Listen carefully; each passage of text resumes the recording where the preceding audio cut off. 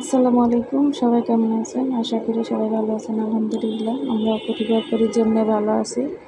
এই তো প্রতিদিনের মতো আরও একটা ভিডিও নিয়ে আপনাদের মাঝে হাজির হয়ে গেলাম। এই তো দেখেন এখানে 2টা দেশি মুরগি আছে। তো দেশি মুরগি আলু দিয়ে পাতলা ঝোল করব, এটাই আপনাদের সাথে শেয়ার করব। আরও রান্না করব আর কি, সেগুলো আপনাদের সাথে শেয়ার করার জন্য আজকে চলে আসলাম। এবার দেখেন এখানে ফ্রিজে মানে বাড়ি থেকে আনার পরে একদিন ফ্রিজে ছিল, তো পরের দিন আমরা এটা বাইর করে নিছি। এখন এটা ভিজাই এটা পরিষ্কার করে নিব।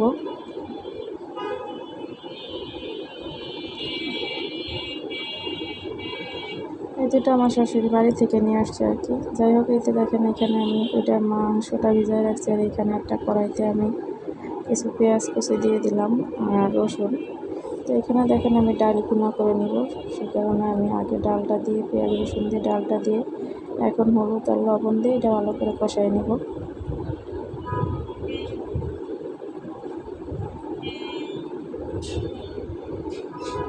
কষানো হয়ে গেছে, দিয়ে দিলাম পরিমাণ মতো পানি।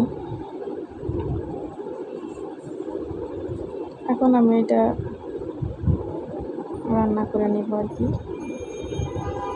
তো আমার এটা পাশের চুলায় দিয়ে রাখছি ডালটা, আর এখানে দেখেন একটা কড়াই বসিয়ে দিচ্ছি।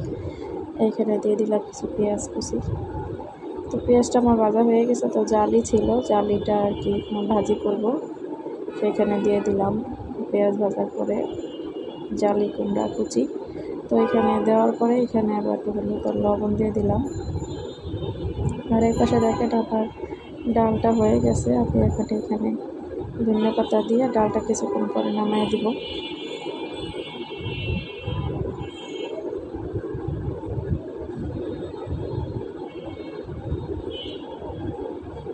তো যাই হোক, আমার ডালটা হয়ে গেছে, আর এখানে দেখেন আমার ভাজিটাও মানে সেদ্ধ হয়ে গেছে। তো এখন আমি কিছু কাঁচামরিচ দিয়ে দিলাম। তো আমার ভাজিটা প্রায় হয়ে আসছে, তো এই মুহূর্তে আমি কিছু ধনিয়া পাতা দিয়ে দিলাম।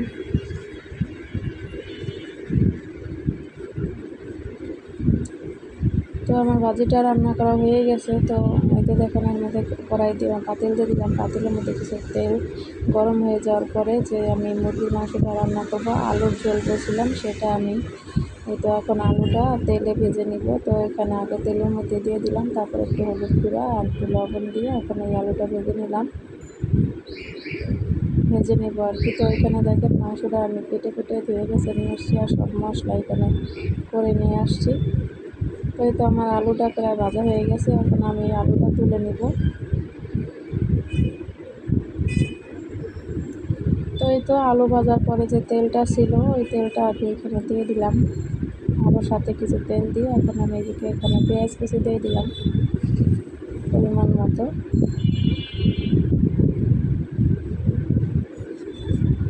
আর এখানে কিছু গরম মশলা, এলাচ, দারচিনি, লবঙ্গ আর তেজপাতা দিয়ে দিলাম। এখন এটা ভালো করে ভেজে নিব।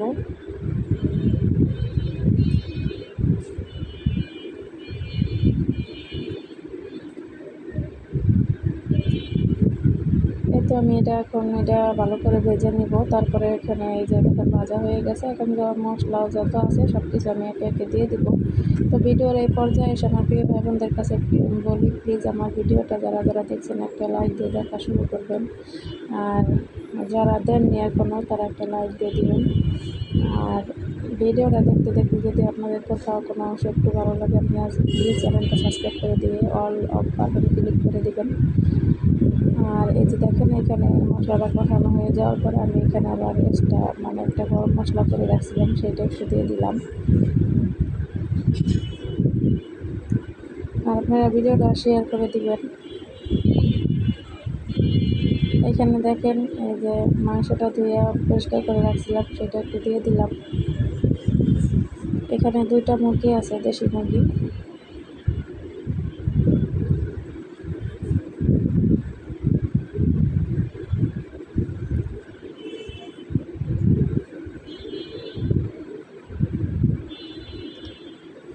তো এখানে নাড়াচাড়া করা হয়ে গেছে, এখন ঢেকে দিয়ে আবার দেখেন 5 মিনিট পরে আবার এটা ঢাকনাটা উঠে দেখলাম যে কেমন কী অবস্থা। তো আবার এটা নেড়ে নিলাম, আর পাশের চুলায় আমি গরম পানি বসাই দিচ্ছি।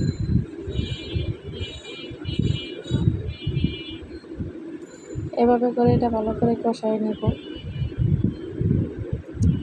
অলরেডি মাংসের গাড় থেকে মানে হাড্ডি থেকে দেখেন মাংস সরে আসছে, মানে এটা কচি মুরগি আর কি। তো এই দেখেন আমার মাংসটা কষানো হয়ে গেছে। এখন আমি ভেজে রাখা আলুগুলো দিয়ে দিলাম।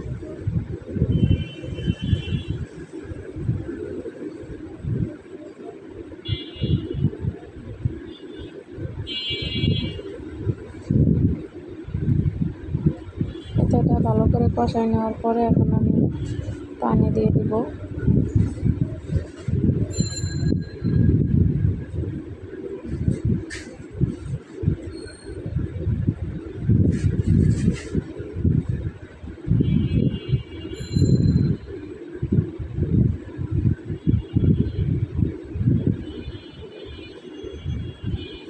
তো আমি ঝোলের পানিটা দিয়ে দিলাম। এখন একটু ঢেকে রেখে দেবো। তারপরে যে দেখেন আমার কী অবস্থা, আমি একটু ঝোল ঝোল রাখবো, সেই কারণে আমি এখন এখানে গরম মশলা মানে এখানে জিরার গুঁড়া ঢেলে রাখছিলাম, সেটা দিয়ে দিব, তারপর নামিয়ে দেবো। তো আমার রান্নাটা কেমন হলো আপনারা কমেন্টের মাধ্যমে জানাবেন। তো সবাই ভালো থাকবেন, সুস্থ থাকবেন। আল্লাহ হাফেজ, আসসালামু আলাইকুম।